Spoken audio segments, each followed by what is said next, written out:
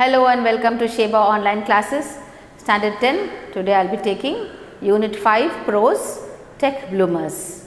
This lesson, so page number 126, when I am taking the lesson, please keep the book in front of you so that the way I explain to you, you can just read it as I am telling you. Okay.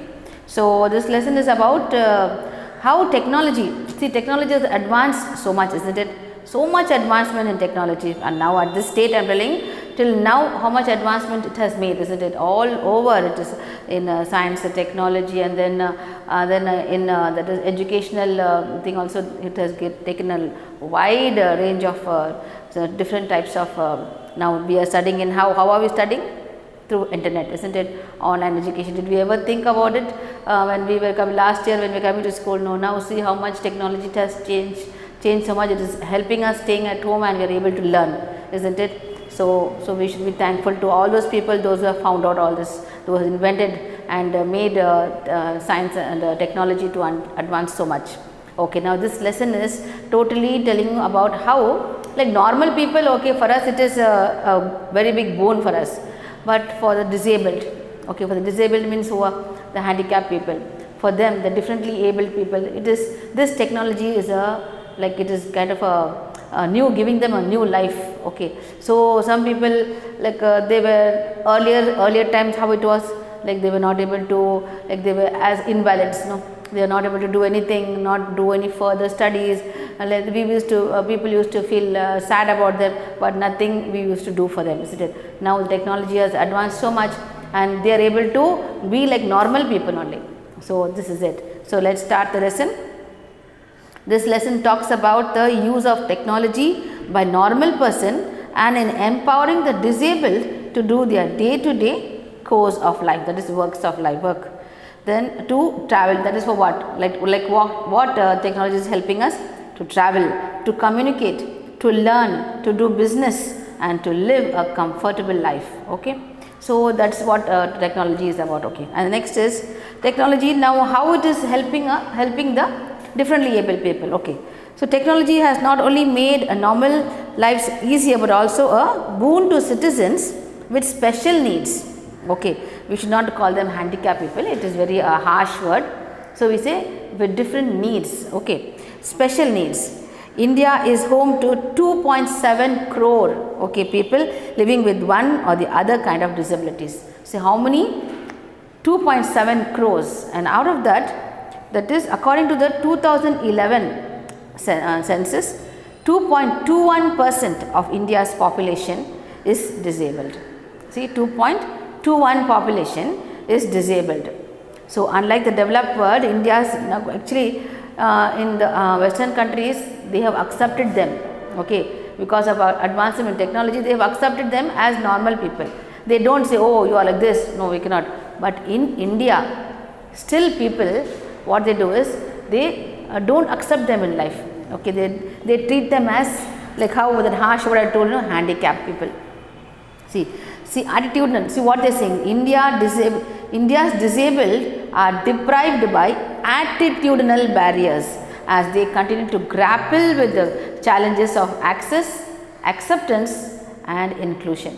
So these people are still fighting to get that equality that with normal people and them. Still they are fighting. So they have to see how their access, acceptance and inclusion, they want to be included. So what we should do is, we should include them into our normal stream, that is in education. We should not give them separately, don't don't exclude them.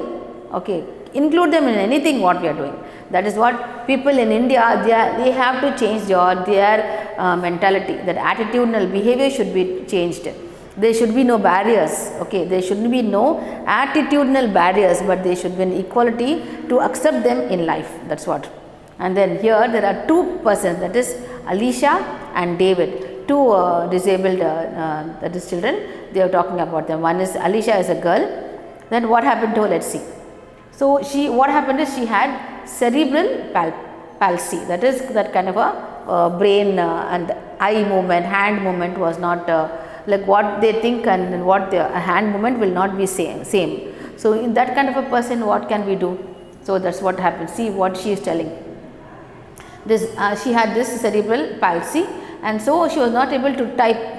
Like she wants to do, like Western countries, they don't, whatever it is, they don't sit at home, no, even if they are differently able, they have to, life has to go on, so they keep working or studying everything. So for them, no, how, what, like she wants to type out letters or something in front of the internet, in front of the personal system, how she is able to do, how that technology has helped her. Just see, for her, drag and dictate, what is the technology which helped her is drag and dictate. What does it do is, piece of technology called drag and dictate. It would, that is, the words would appear. She has to just speak. When she tells the words, for example, type this letter. So what happened? Automatically the letters will be typed. So that's what it is. I speak and the words appear. That is, Alicia, she is telling us a story about what happened in her life. I speak and the words appear on my screen, and then I print them out. So she is not able to, hand and eye movement is not same for her. Okay, what she is thinking, it is and a hand movement cannot it's not coordinating. For that kind of a person, what happened is, she speaks the words, that is, the computer records her voice, and then it prints, that is, the words have been typed. Like how we type the letters, no, like in the computer system, we type out whatever we want, but where she is not able to type it out. So what she does it, she speaks, she tells the, like whatever she wants, writing a letter or whatever, when she tells that, the words have been printed out, typed out there automatically, and then what she does is just prints it out. That's all. So easy, isn't it? So this drag and dictate helped her a lot. And then when she was studying, before this introduction of drag and dictate, her teacher, what she did is, she told her, like there's one exam, GCSE exam. What is GCSE? General Certificate of Secondary Education. So when she came to one particular thing, when she had to study that, the teacher said, you can do it. Then what Alicia said is, she said, no ma'am, I cannot do it. How can I do it? I'm an invalid, I'm an differently able person. How can I do that, how can I write that exam and pass? She said, no, definitely you can do it. If you have the willpower, definitely you can do it. So luckily, that time then afterwards what happened, she told that, but she was not able to, she was not there with Alicia, she passed away, that teacher. And then afterwards what happened, that changed. Then afterwards a new assistive technologist had come to the school. Her name is Kim. Okay, Kim, a new assistive technologist came to the school, and she is the one who introduced drag and dictate. Okay, she introduced drag and dictate, and then this really opened up a new world for Alicia. Okay, and this made her work more easy, and she was not able to, didn't complain anything. And then afterwards what happened, she was able to do that exam. Just imagine, that exam normal person only can do. That normal, that is those who are normal boys and girls can do it. But this child, Alicia, being a cerebral palsy she had, then after Kim came to the school and she introduced this drag and dictate, and now after after practicing that, she learnt and passed that exam, GCSE exam. See how nice that is. No, that is, so I am now doing my maths, that is maths GCSE. So see that how very she was so happy when she was doing it. So Kim had taught them all whatever is necessary. There were how many? 42 students in the class. 42 these kind of students, that is, and one Jim, that is Kim worked with all 42 students, and each one had different kind of disability. Okay, and for them what will be suitable for them. Now for Alicia, she had given the drag and dictate. Another one person, like eye movement, eye gaze, look at this, that is the, now you can't, some people will, even their fingers will not be able to, that is, there is no hand and eye, and that is their hands and movement, they don't have that normal movement of their hands or fingers. So what happened, gaze, looking at the camera, they used to move the page with their eyes. Okay, that is the web page is there, that is the page is there, that is in the personal computer. They just had to look at it, and with the movement of the eyes, no, they can move the pages, and they can do their reading or whatever they are doing. See that? So advanced the technology is. So Kim, like 42 students had 42 different types of disabilities, and each one she had taught them how to live their life and how to change their life. So with the help of technology. So Kim was the only thing who helped them so much. All the students were telling, like, they were very thankful to Kim. And then finally, then that was the story of Alicia. Okay, so what helped her? Dragon Dictate. Who helped her? Kim helped her.